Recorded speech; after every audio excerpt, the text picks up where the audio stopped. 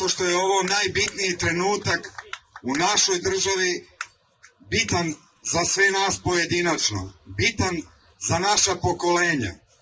Moram da vam kažem par stvari. Jedna stvar, vi ste formirali novu državu Srbiju 17. juna. Privremena Skupština naroda Srbije razrešava predsjednika Republike Srbije zbog povrede Ustava Republike Srbije i to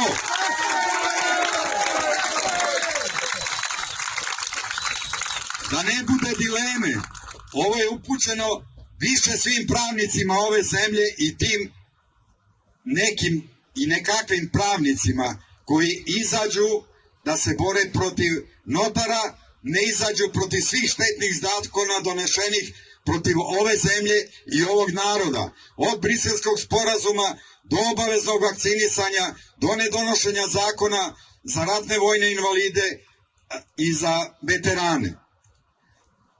Pa da vam pročitam u celosti, ovo je upućeno svoj međunarodnoj zajednici, od svih tih lidera, da bi vam bilo jasno, jedini čovjek kome ste ukazali juče poverenje, to je bio taj Nikola Sandulović, bez obzira politički možda se neko ne slaže, to više nije bitno. Bitno je ko je tu od tih lidera zarad svoje fotelje, a ko je zarad ovog naroda. Vidjeli ste da je svima njima u interesu fotelja. Ako niste primetili, sva ta Katanićeva, nikad niko u Srbiji od javnog servisa, nažalost i na mrežama, to nije čuo osim Filipovića i ovih dostojnih. Zato što su strogo zabranjeni. O mom imenu neću da pričam. To ne postoji. Recite jedan skup, jedno okupljanje u ovom gradu, da ako je trajalo jedan dan ili dva, da to nije objavljeno. Vi ste ovde 6. i 7. dan za spas srpskog naroda, za jedno novo svetlo slobode čovečanstva. To nemojte da zaboravite. Znači, kogod vam kaže da sutra nešto osvaja, taj laže, to je u dogovoru da se obesmisli narod i sav vaš trud, danonoćni rad i tih ljudi koji su za vas, dok se niste probudili, stajali tamo, ne znam, godinu i po dana. Čitavo čovečanstvo je znalo za to, osim nas iz Beograda i osim Srbije, nažalost. Znači, nemojte više da imate dilemu ko vam govori istinu. Ne dozvolite da vas razdvoji bilo kakva politika. Vi ste napravili već državu. Sinoć ste i zvanično to čuli na N1. Hvala i N1, a hvala i tom čoveku. Da vam pročitam zašto gospodin ne postoji više kao predsjednik. Član 1. Jer je preuzimanjem nadležnosti svih ostalih organa Republike Srbije onemogućio sprovođenje vladavine prava i socijalne pravde, načela građanske demokratije te ljudskih i manjinskih prava i sloboda. Član 2, stav 2, jer je i kao pojedinac i kao državni organ predsjednik Republike i kao predsjednik političke partije Srpska napredna stranka prisvojio suverenost od građana. Član 3, stav 1, jer je onemogućio vladavinu prava koja počiva na neotuđivim ljudskim pravima. Član 4, jer je grubo narušio ravnotežu zakonodavne, izvršne i sudske vlasti u korist izvršne vlasti, kao i u sopstvenu ličnu korist i korist svoje političke stranke, te potpuno onemogućio međusobnu kontrolu tri grane vlasti, što više nikad ne sme da se dozvoli dok ova zemlja postoji. Član 5, stav 2, jer je omogućio nedopušteno delovanje Srpske napredne stranke usmereno na rušenje ustavnog poretka i kršanje zajamčenih ljudskih prava. Član 6, stav 1, jer je svoju državnu funkciju predsjednika Republike vršio u sukobu sa njegovom funkcijom predsjednika Srpske napredne stranke. Član 16, jer je spoljnu politiku podvrgao sebi interesima i pravilima međunarodnog prava. Član 18, jer je onemogućio neposrednu primjenu ljudskih i manjinskih prava i sprečio tumačenje odredbi o ljudskim i manjinskim pravima u korist unapređenja vrednosti demokratskog društva protivno važećim međunarodnim institucijama koje nadziru njihovo sprovođenje.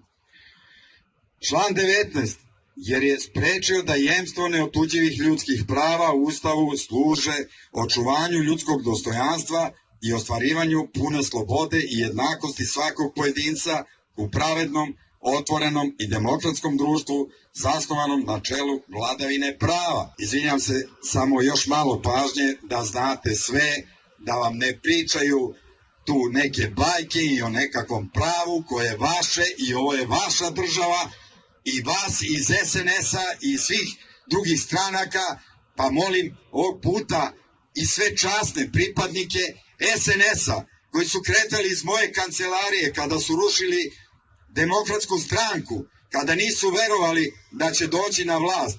Ovog puta verujte u vladavinu prava, u vladavinu naroda, gde više nikad političari se neće pitati nego isključivo narod. Član 20. Jer je ljudska prava ograničava u prekomernom obimu, zadirući u samu suštinu zajamčenih prava, smanjujući njihovo prethodno dostignuti nivo. Član 21.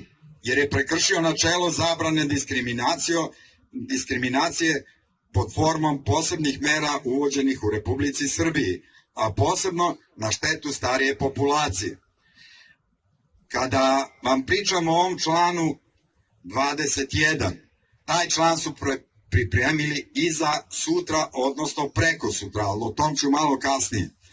Članove od 23 do 74 koji se odnose na osnovna ljudska prava, a naročito dostojanstven i slobodan razvoj ličnosti, pravo na život, nepovredivost fizičkog i psihičkog integriteta, zabranu ropstva, položaj sličnog ropstvu i prinudnog rada, pravo na slobodu i bezbednost, postupanje sa licima lišenim slobode, pritvor i trajanje pritvora, pravo na pravično suđenje, slobodu kretanja, nepovredivost stana, tajnost pisma i da vam ne čitam ovo dalje, ovo je najbitnije.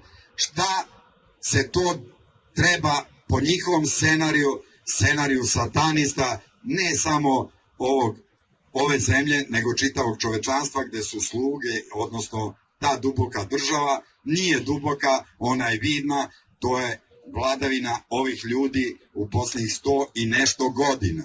To shvatite. Znači, vi ste po prvi put napravili jednu slobodnu državu Srbiju i svako onaj ko misli sebi dobro, svojoj porodici, će biti ovde uz vas. Šta je predviđeno za sutra?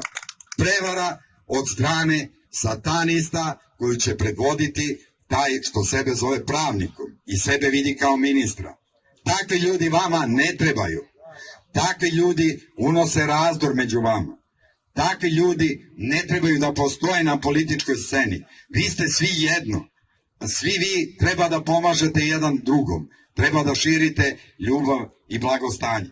Za sutra je predviđeno da ovo što ste vi uradili i svo ovo vreme, ovih dana, ovaj pravni vakum je korišćen da se obesmisli narod, da se obesmisli vaša volja. Ako pravite pravnu državu, kao što je vi sad pravite, ne postoji pojedinac ili grupacija koja neće odgovarati. Tad vam taj papir ne znači ništa, kao što njima neće značiti ništa što su bili na čelima partija. A daće Bog da će to biti uskoro.